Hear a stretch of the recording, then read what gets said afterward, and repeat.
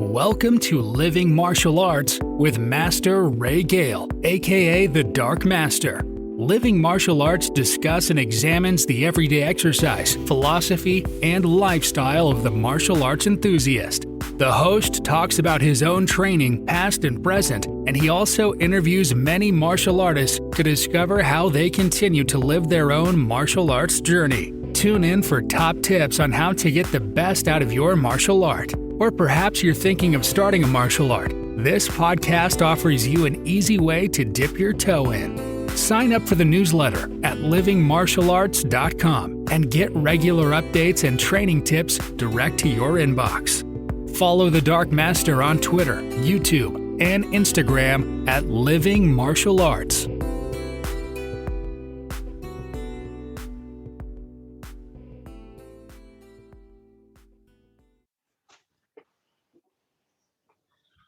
Hello, good day to all the Living Martial Arts podcast listeners. It's me, the Dark Master. I'm here with another fantastic chat with a lovely person, Mr. Gary Foster from TSA Taekwondo, who I saw recently at our event that we had, our tournament, our British Championships, and it's always great to see him. He's got a really good Taekwondo school and is a full-time martial arts teacher. So we're going to get his perspective on his martial arts. How are you doing, Gary? Yeah, I'm really well, thanks, sir. Yeah, it's great. We loved coming to the competition recently. We did really well. We feel really guilty going back with a load of medals. Yeah, but we did really well. We always love coming to Puma competitions. It was great. Yeah. Oh no, don't feel guilty. That's what it's all about. It's all about. I don't know how about you. I mean, I always tell my students, look, go there, enjoy it, have a great time. Yeah. Whether you win or lose, smile, laugh, because it doesn't at the time you think it's going to last forever, but it doesn't. And you can have a really good time. But the other thing, of course, is one of those medals were with you. You got one as well. Again, now I'm really jealous about that because I saw you kick and I just went green. I thought, wow, he's still got it. So well done to you. Wow, thank you. Brilliant, good stuff. Well, I'm going to start with what I always start with, which is a little bit about your martial arts journey, really. And as I always say on these podcasts, that can take 3 hours. Yeah, absolutely. Mine. Yeah, definitely. For all of us who've been in martial arts a long time, that could be one day, really. But I don't know, a bit of a brief overview of your martial arts journey, how you started, why you started. Maybe some of the people that you started with. Yeah. Okay. It was 1982. Me and my twin brother went along to our local Taekwondo class. This was in Germany. My dad was in the RAF, and I think we were both 14. And we went along to the local Taekwondo class run by Bert Callender. I don't know if you remember. I remember Bert Callender. Yeah. Well, he was fantastic. He'd been to the World Championships in Canada in 72 or whatever. And there was all these photos of him doing it, and he was just amazing. And the guy could kick brilliant. He was brilliant. He was just a brilliant. He wasn't. He was very kind of standoffish sort of thing. He was the instructor, you were the student, very old school, very much like the Koreans. Anyway, I was hooked from day one. I'd done judo beforehand and I got thrown in the first session. I absolutely hated that. So, because I was quite skinny and stuff. Anyway, my brother never went back, but I was just hooked and we started, I started training, but I only wanted to fight. I was like, fight. So I think I was 14, really keen to fight. And as a result, my basic techniques were terrible. I remember doing my yellow belt grading. This is the second the second of only 2 gradings that I did with Mr. Callender. And one of the senior grades came up to me afterwards and they said, "Your grading was terrible." Like this. We had to have a discussion whether to pass you or not. And I was like, "Oh, really? Oh, no. I thought I was brilliant." I was the new Bruce Lee.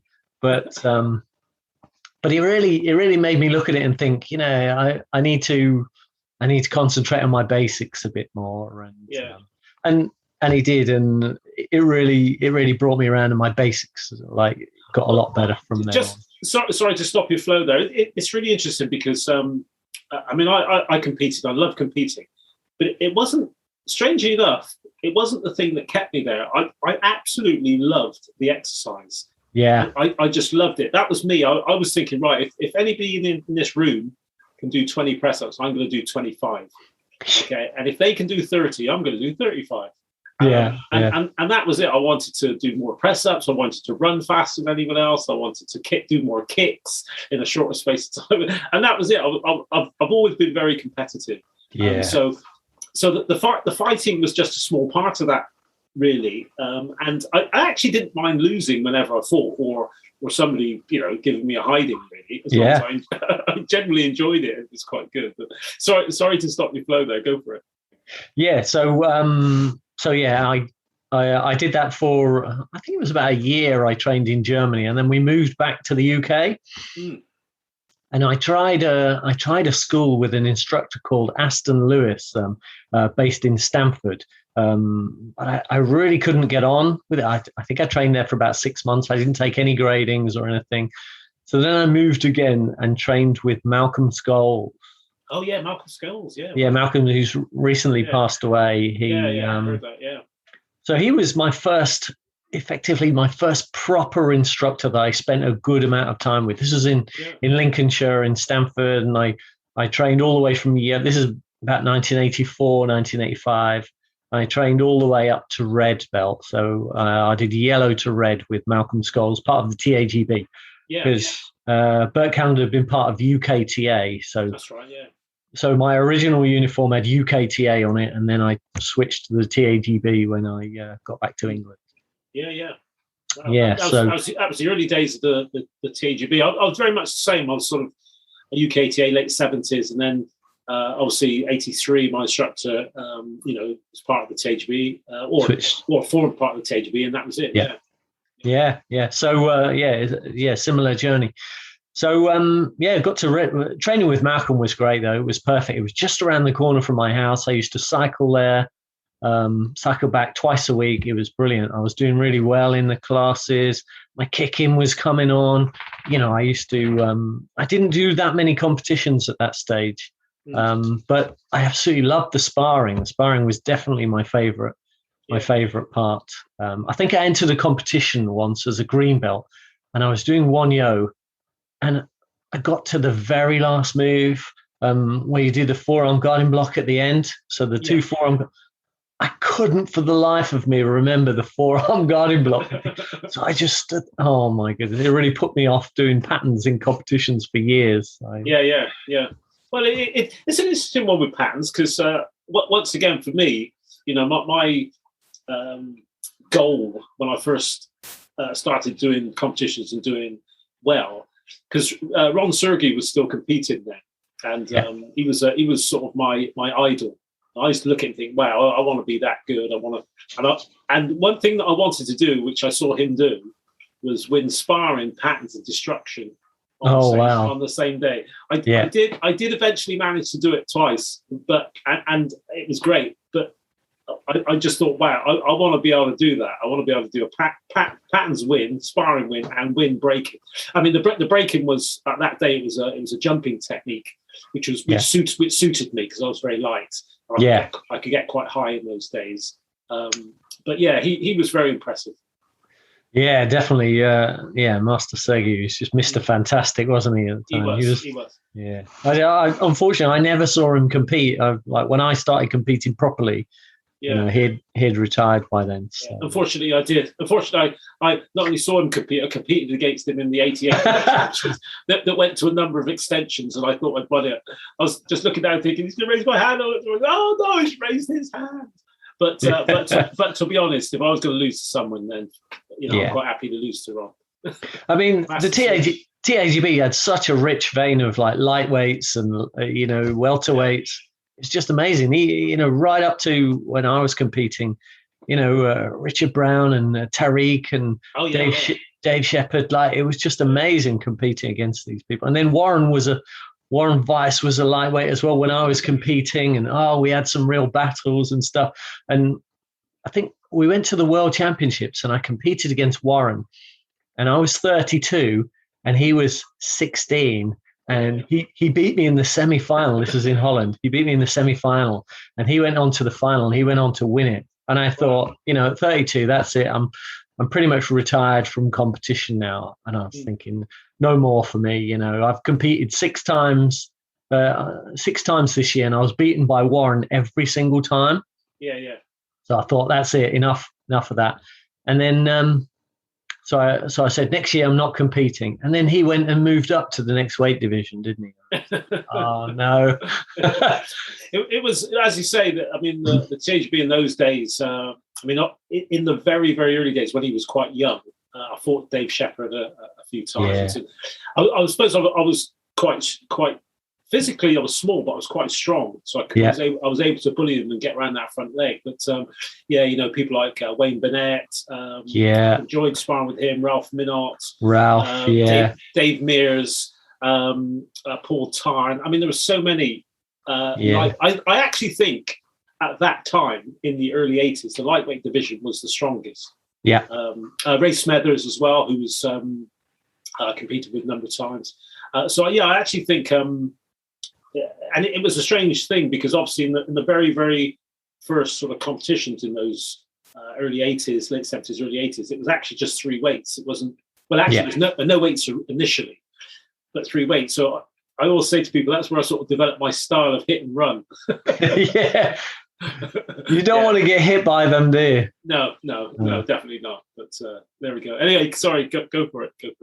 Yeah, so where was I? I got to red belt with Malcolm, and I really enjoyed the training there. It was great. We had a fantastic time. It was sort of like I grew up with like Malcolm's style of teaching. It was brilliant, and it suited me down to the ground. But then I joined the RAF, and I moved to Aylesbury in Buckinghamshire, and I was training with a guy called Don Tanner, who's since retired from Taekwondo. He's now seriously into his cycling and stuff. And Master Sahota, Bhupinder Sahota. Oh yeah.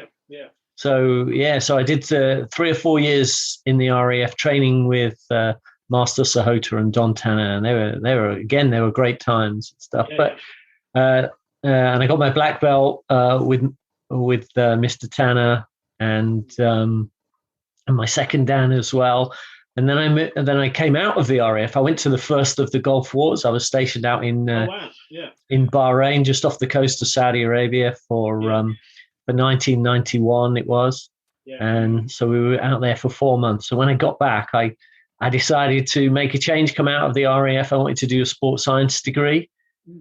So I went to Nottingham Trent Uni and did a sports science degree. And obviously, who teaches in Nottingham? Master Minot. Yeah, Sir Ralph, one of my favourite martial artists of all time. I love him.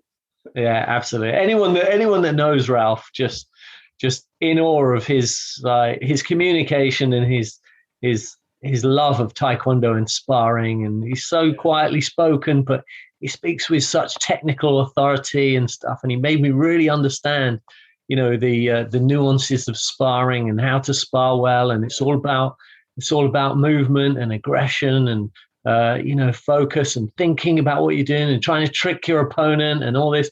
He taught it all to me, and how the importance of that front leg side kick and stuff. And brilliant. And it was awesome, Ralph. I mean, I sparred with him a number of times, and I have to say, I mean, there was a lot of times when he was sparring, I watched him and I copied some of his footwork.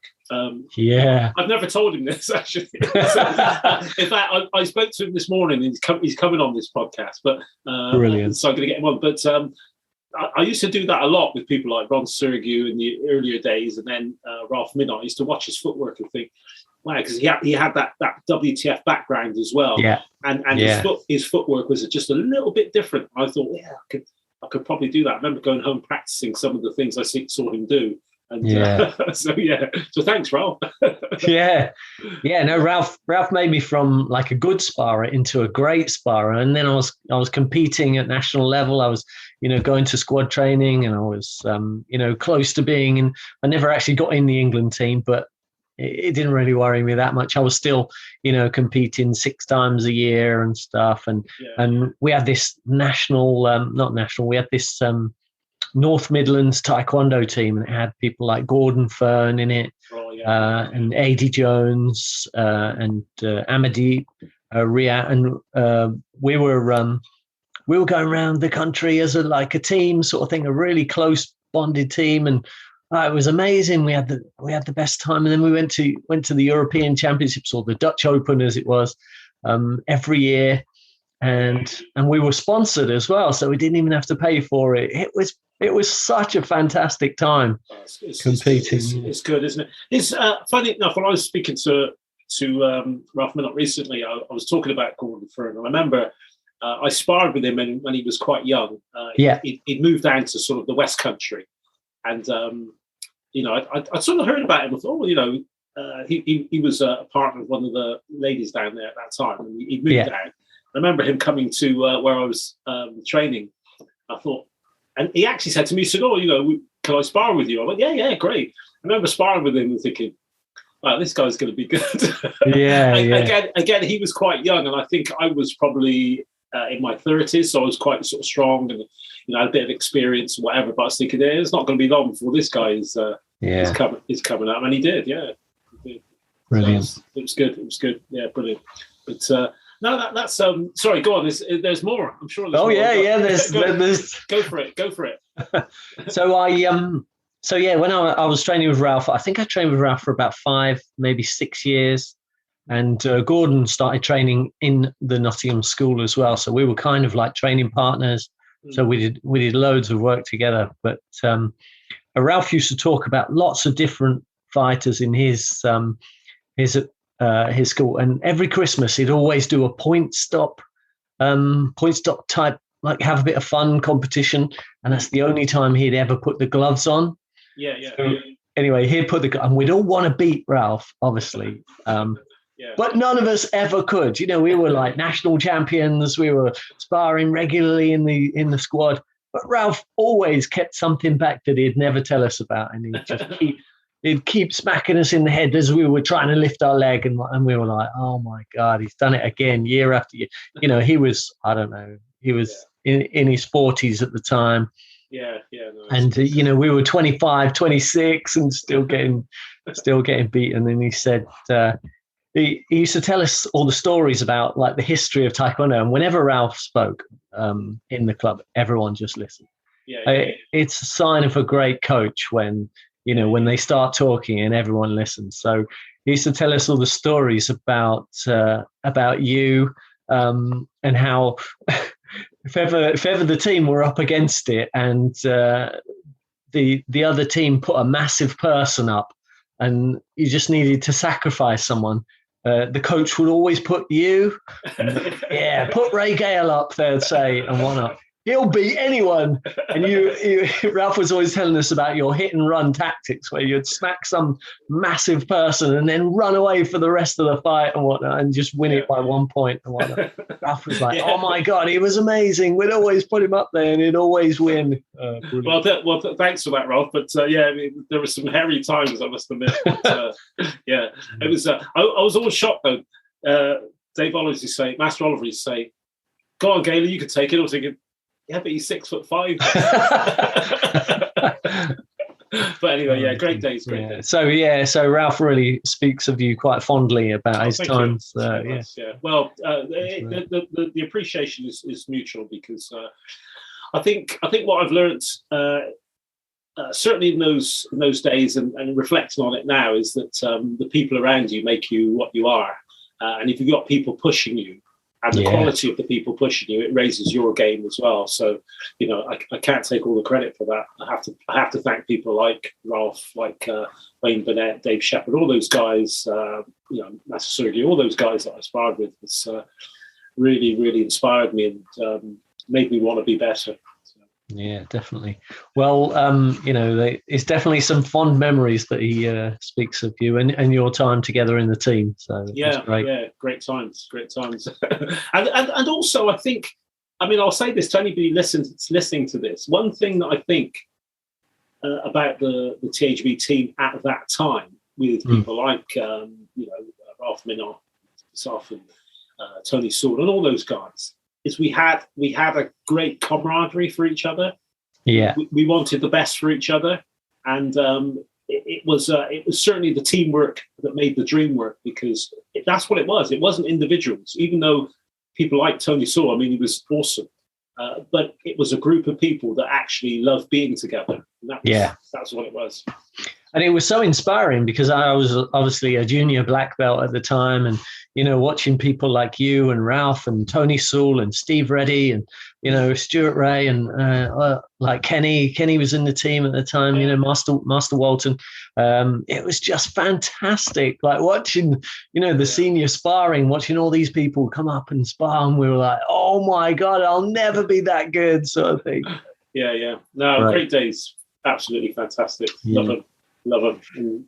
Fantastic memories. But go on, you're still on it. So yeah, I'm still with Ralph at this stage. So I'm still training with Ralph. I think I trained with him for about 5 years, and I got my third Dan with Ralph. I really wasn't worried about grading at all. But Ralph says, if you don't grade, you'll regret it, sort of thing. So I took my third Dan with Ralph, and this was the first time I'd taken a grading. A black belt grading that wasn't with Master Heel Cho. Okay, so it was the TAGB committee that had taken over at this stage. So I did my third Dan grading. I think the grading only lasted about 20 minutes. But I managed to pass. So after about 5 years up in Nottingham, we moved to London. It was a job. I moved for my job. And I started doing some WTF Taekwondo. Down in a place in London. I only lasted about 6 months. Again, I couldn't get on with the instructor. I was, I was ITF through and through. And although I was quite good at kicking and stuff, he was always like, no, you must do it like this, like this. It was constant, like this, like this. And I was like, oh my God, it's going to take me ages to try and switch over, to try and get all the finer points of, WTF. But yeah, it just took all the fun out of training.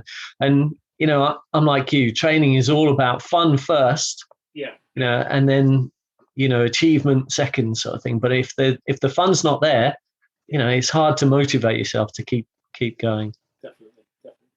So we moved from London after about 18 months, and I moved up to Northampton, and I started training with Pat Carter. Oh yeah, Pat, yeah.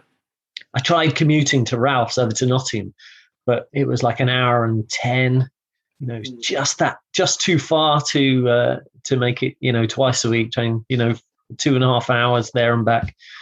So in the end, I went to the rugby school with Pat Carter. So I started training with him, and so I trained for about 2.5, 3 years with Pat Carter, and I loved it. It was great.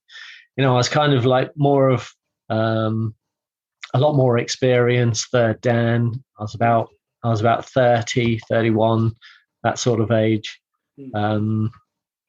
And we had a great time, sparring with me. But I thought, now's about the time I really need to set up my own school.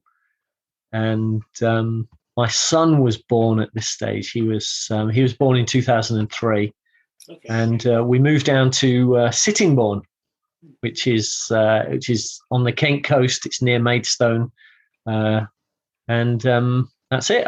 I set up a Junior Tigers Taekwondo class in 2004, and we started from there. We started doing just the juniors to start with, but after a few weeks, we started up a senior class. And the TSA Taekwondo was born in 2004, and I've been teaching there ever since, and that's 17 years ago now, and wow.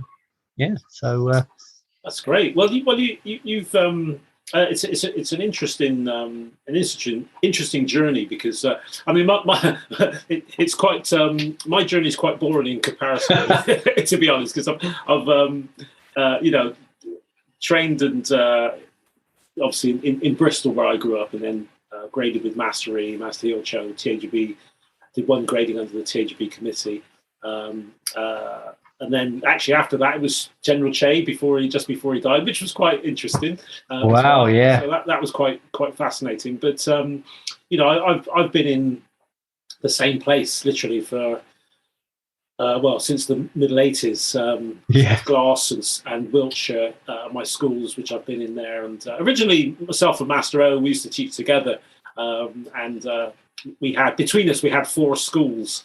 And we always love. It's the only thing I miss actually is that I don't teach with him anymore. We had such a laugh. I'll bet. Oh man, I'll tell you what, we we didn't need encouraging, I'll tell you. But mainly during the lesson, we take the mick out of each other and say, "Well, don't do it like him because he always does it wrong," Right. But the students loved it, and because we were both into fighting, he was the super heavyweight for the team, and I was the lightweight. We sparred with each other, but we used to talk through it. Right, we need to spar and practice. Right, we're going to spar for an hour with our students. We just line them up and go, right, lightweight's over here, middleweight's there, and we just sparred a lot of them for an hour. Wow, brilliant! And it was awesome. It was awesome, and they loved it. I mean, obviously, recently, I know you know him. We've had our first master in Pima, which is Master Taekwon-Do, and he was one of our original students in Bath, and he remembers those days well, very fondly, actually, very fondly. In that sense, we used to come in and we'd be in that mood, think, right, we've got a competition in a couple of weeks, we need to practice. So we practice on our students, but it was great because actually, I'll tell you what, 91, we won the Black Belt Team Championships in Leamington Spa, right? And it was a West of England team, but they were all students of myself and Master Ogborn, and it was a very young I mean, they were kids really. I mean, they were fighting people: Jackson White, Dorian Byton. We had a young lad who was our heavyweight, who was one of the most natural people I've ever seen. You get them now and again, every 10 years or so, if you like. I couldn't believe it. He came and he said, "Oh yeah, I want to do taekwondo. My dad's a karate black belt, but I don't like karate. I want to kick and jump." And I remember doing some stuff for the first lesson with this guy, thinking, "Oh, let's see what this guy's got there." Jumping reverse, turn a kick. He did it perfect. Wow. Come on, let's get the gloves on. Unbelievable, natural talent. And an actual fact, years after that, he got headhunted by Linford Christie to go in his sprinting school. So he became a sprinter. Yeah. And then he went to Hollywood and started acting in things like, he was in Days of Our Lives and stuff like that. And CSI Miami or whatever it was. Just like, wow, he could do it. It's one of these kids, he could just do the lot. Physically talented, just unbelievable. Yeah. Oh, that's right. He got headhunted by Simon Cowell for the girl group. What was it called? There was a girl group and they wanted some dancers. And he went along to an audition and got it. Yeah. Wow. So, he was dancing for this girl group who they did chart. They got top 10. I'm trying to remember. Like Girls Aloud or something. Yeah, it was something like that. But it was in the early days of the girls group. They had all the men dancing in the background. And he was one of these guys, and he was really, quite muscular as well. Yeah, you didn't fancy it, no? No, not for me. No. well, my I wouldn't say my problem, but my thing was, and I wouldn't change anything for the world. I mean, I had kids very young in my quite early 20s. So I mean, my eldest is now 35. So wow. So when I started teaching full time was when I started having kids, and my second one's 30, and I've got 2 younger ones of 15 and 12. So I've tried to put my taekwondo family life has always been a bit of a a juggling act. But hey, both my boys, my girls have done taekwondo, and I wouldn't change it. No. It's been fantastic, and for myself, I was an aircraft engineer when I left school, working at Rolls-Royce. And funny you mentioned the wars there, because I was in the aircraft industry when the Falklands War was on. Right. And, we'd have to work nights and double shifts to get these engines out. Yeah. And, it was quite hectic at that time. And it was about that time I decided, right, I was going to be a martial arts teacher. So it was in the very early 80s. And 83, myself and Master O set up our Dark School of Taekwondo. So, yeah, which is the rest is history, as they say. Wow, yeah. So, yeah, absolutely. Yeah, excellent. Well, I mean, obviously, you've had a fantastic martial arts journey, and you've trained with some great people that I know. I didn't know.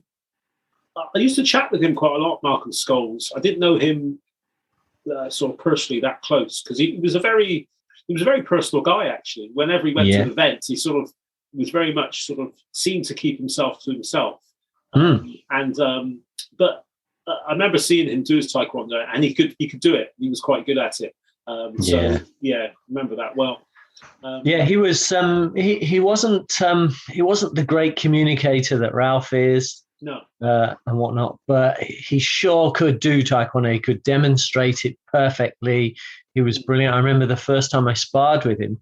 I was only a yellow belt at the time, and he would always put the glove. We had no helmets at this stage. We had those smelly super foot, hands and feet that you have.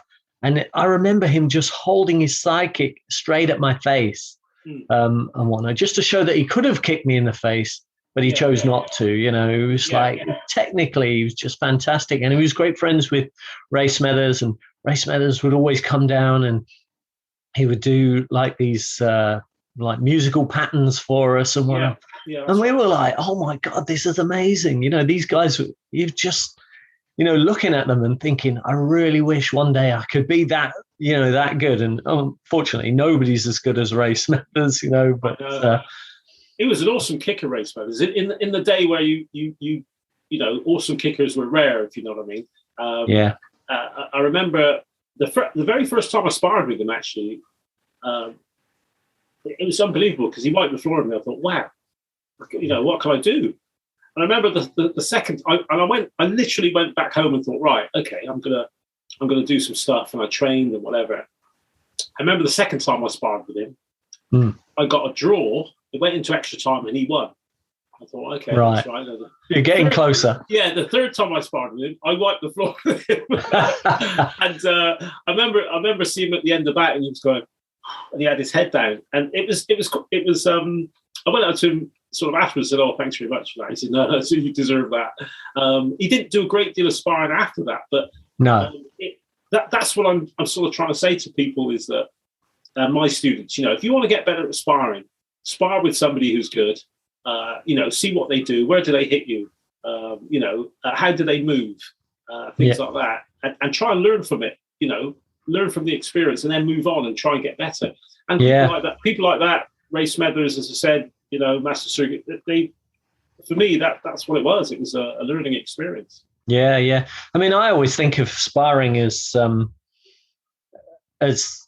bit of fun. I only do sparring at the Puma competitions actually now, because it's point stop, and it's just such great fun. If you watch any of the videos of my fights, I've just got a big grin on my face like the whole time, because there's sorry. That's all right. That's okay. No problem. Because there's no threat of any danger in there. It's all really well refereed, and like there's never any heavy contact and whatnot. It's just absolute great fun, and I really look forward to doing it. Yeah. Each time I come along, and but sorry, there's someone at the door. That's okay. No, do you need to pause, or you're okay? Can we pause? Is that right? Yeah, of course. Yeah, sorry. Okay, we're back again. We had a slight a dog that was chewing a postman maybe. Yeah. Go on. Where were we? Go on. Okay, yeah. So we were talking about the sparring, and I always try and do the same thing when I spar. I try and tell people the number one most important thing for winning sparring events is fitness. Yes. Fitness is the key to winning. Especially with the flexibility issues on part of fitness. The stamina. and your ability to withstand being punched and kicked and stuff. So, fitness is always seen. But next most important is experience. Like you were saying, spar against good people and whatnot. I say, look, if you want to get good at sparring, you need to spar again, and then on the way home, do some more sparring and stuff. So try and enter as many competitions as you can. And so they're the top two for me. Anyone asks me about how to get good at sparring, I say fitness is the key, and then experience. Yeah, I think fitness is really important. I think that I'll say to people, because the trouble is when you go in there, no matter when you go in or how experienced you are, you get a bit of nervous tension, which drains you a little bit. Yeah, so you've got to have that fitness in reserve to be able to get you to the end of a fight in good condition, really. Definitely. So I concentrated a lot on that in the early days in my fighting. And the good thing about it was never a chore for me. I loved the physical side of martial arts and the physical side of training generally. Yeah, that definitely helps. So that if you don't mind doing the work, don't mind doing the training, training's fun. It doesn't even feel like you're doing work, does it? If the training's fun, especially if you've got the good, teammates spurring you on, and you think, when we were in the North Midlands team, we were, having like these burpee challenges and stuff, and we were spurring each other on. Come on, more 25, let's go. Yeah, definitely. Yeah. No, it's great. It's great.